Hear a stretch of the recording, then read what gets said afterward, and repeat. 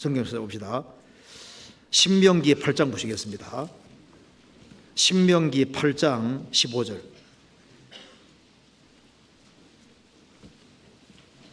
8장 15절.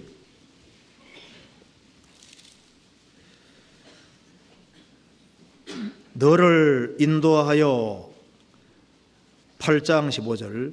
너를 인도하여 그 광대하고 위험한 광야 곧 불변과 전갈이 있고 물이 없는 간조한 땅을 지나게 하셨으며 또 너를 위하여 물을 굳은 반석에서 내줬으며 이스라엘이 광야 생활할 때 위험한 광야 곧 불변과 전갈이 있는 곳이라고 했습니다. 물이 없는 땅이라고 했습니다. 불변과 전갈이 있다. 이스라엘이 하나님께 원망할 때 불뱀이 물었지 않습니까? 불뱀과 전갈이 마귀의 그림자가 됩니다. 그래서 예수님이 이렇게 말씀하셨습니다. 누가복음 10장 보시겠습니다. 누가복음 10장 19절.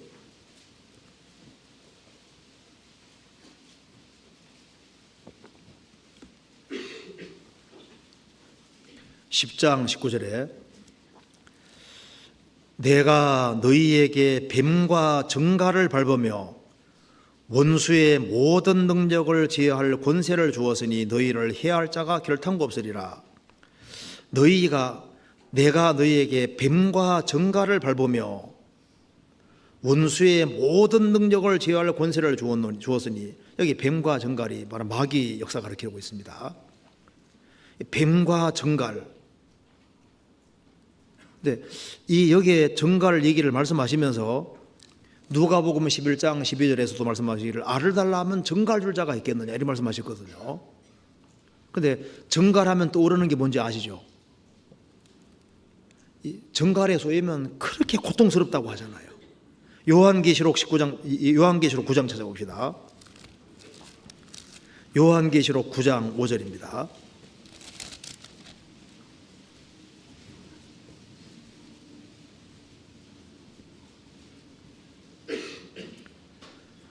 (9장 5절) 그러나 그들을 죽이지는 못하게 하시고 5살 동안 괴롭게만 하시는데 그 괴롭게 함은 전갈이 사람을 쏠 때 괴롭게 함과 같으라. 전갈이 사람을 쏠 때 괴롭게 함 같으라. 그러니까 이 전갈에게 쏘이면은 전갈이 고통을 주고 그리고 심지어 죽기까지 합니다. 보통 전갈 한 대 쏘여서는 성인들은 죽지는 않는다 하더라고요. 근데 이제 많이 쏘이면 죽게 됩니다. 그래서 이 전갈은 사람을 고통스럽게 하고 많이 쏘이면 죽게 만들고, 그리고 뱀과 전갈은 이 사탄 역사가 가리키는 건데,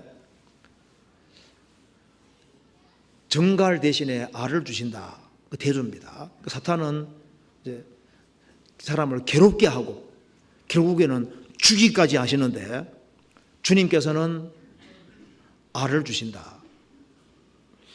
근데 마태복음 23장 보면은 암탉이 그 새끼를 날개 아래 모음같이 내 자녀를 모으리 하늘이 몇 번이냐. 주님께서 주님 자신을 암탉으로 표현한 것도 있습니다. 그잖아요. 자, 알을 달라고 하면 전갈 줄 자가 있겠느냐. 주님은 알을 주신다. 알을. 뱀과 전갈 대신에 알을 주신다. 그 생명의 역사를 가르치고 있는 겁니다. 그러니까 구하는 사람에게 알을 주지 않겠느냐. 죽음 대신에 생명을 주고 기쁨을 주고 그 생명의 역사를 주실 것을 말씀하시는 겁니다. 그래서 창세기 1장에 하나님이 천지 창조하실 때 태초에 하나님이 천지를 창조하시니라. 땅이 혼돈하고 공허하며 흑암이 깊음에 있고 하나님의 신은 수면에 운행하시니라. 수면에 운행하신다 그 말도 그 암탉이 이 알을 품고 있는 모습하고 똑같잖아요. 성령께서 역사를 나타내셔서 이 지구를 아름답게 맡기신 것처럼 성령께서 역사하시면은 생명 없는 곳에 생명이 시키도록 만들고 역사 나타내시는 거예요. 그래서 구하는 사람에게 성령을 주시지 않겠느냐. 성령의 역사를 주시면은 그 성령 역사하는 그곳에는 말씀이 정확히 깨달아지고, 그리고 성령께서 역사하시면은 성경에 나와 있는 인물들이 하나같이 헌신한 것을 깨닫게 해서, 아, 내가 주님 안에서 정말 헌신하는 사람이 되어야 되겠구나. 성령께서 내게 더 역사할수록, 아, 내가 시간과 물질과 내 자신을 주님께 드려야 되겠구나 하는 걸 깨닫게 되고, 성령께서 역사하시면은 그런 사람을 통해서 생명이 탄생하는 역사 나타내시고, 그 사람 통해서 30명, 60명, 100명이 구원받게 하시고, 많은 사람이 거듭나게 하시고, 생명 역사가 나타날 것을 분명히 말씀하시는 거잖아요. 그래서 이걸 생각하면은 우리의 교회가 분명히 정상적인 교회라는 걸 분명히 알 수가 있는 겁니다. 부모가 계시다면 부모가 자녀에게 떡도 주시고 생선도 주시고 알도 주는 것처럼 하나님 아버지가 우리 가운데 계시고 성령께서 우리 가운데 역사하시고, 그리고 성령 역사를 사모하고 주님을 간절히 구하는 그 사람들이 있는 그곳에 하나님께서 말씀을 정확히 깨닫게 해주시고, 우리가 복음을 깨우친 게 얼마나 기적이에요. 그리고 교회가 무엇인지를 알고, 교회의 지체로 연결되는 것이 뭔지를 알고, 그리고 자기 위치를 알고 질서를 알고, 그리고 그 가운데서 우리가 어떤 식으로 헌신해야 될 것을 계속 배우고, 우리 가운데 헌신하는 사람들이 점점 많이 생기잖아요. 자신을 바치는 사람들이 많이 생기고, 그렇게 해서 세계적으로 복음이 계속 전해지고, 그것이 성령 역사한다는 증거입니다. 성령 역사한다고 해야 어떤 사람 보면 희한한 얘기를 하는데요, 진짜 성령 역사하는 것은 떡 대신 하나님 말씀이 정확히 깨달아지고 주님을 더 정확히 깨달아가는 이것이 성령 역사인 게 확실한 거예요. 그리고 더 희생적이 되고 더 헌신적이 되는 이것이 성령 역사입니다. 그리고 그로 말미암아 사람들이 탄생하고 새로 탄생하고 성장하는 그 역사가 나타날 때 그것이 성령 역사한다는 증거가 되는 겁니다. 그래서 이는 심으로 능으로 되지 아니하고 오직 나의 신으로 되느니라. 거듭날 때도 성령으로, 거듭난 이후에도 성령으로 그렇게 되는 겁니다. 그리고 우리가 성령이 우리 속에 더 역사하기 위해서는 우리가 십자가를 붙잡아야 됩니다. 십자가에 힘이 있거든요. 십자가에 기대고, 그리고 내 사는 날에 비례해서 능력이 있다고 말씀했습니다.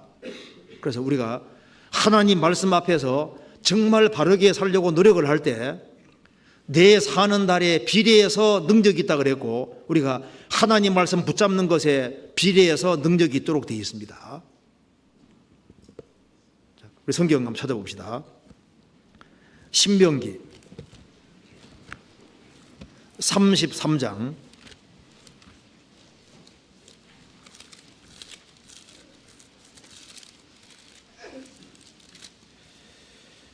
25절.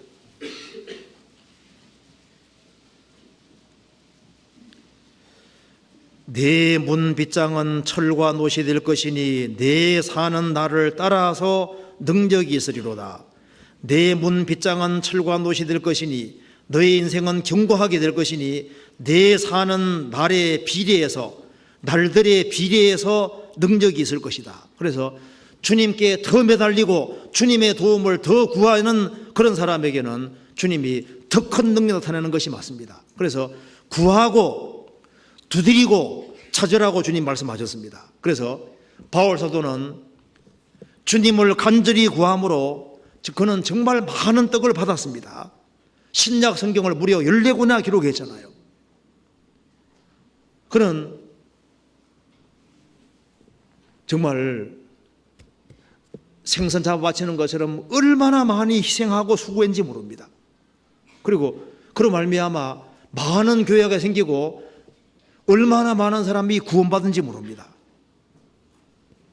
우리도 이 시절에 우리도 이 시대에 구해야 될 것이 구하는 자에게 정말 신앙생활을 바르게 하기를 구하는 사람, 그런 사람에게는 주님께서 좋은 것을 주실 것이다. 우리가 성령 받은 것이 기적이지 않습니까? 내 속에 성령 계신 것이 기적이고, 그리고 우리가 신앙생활하는 가운데 우리 가운데 성령 역사하는 것도 정말 기적입니다. 내가 저희 가운데 거하며 두루 행하신다. 그래서 우리 교회에 주님이 역사하신다는 걸 다시 한번 깊이 생각해야 되겠습니다.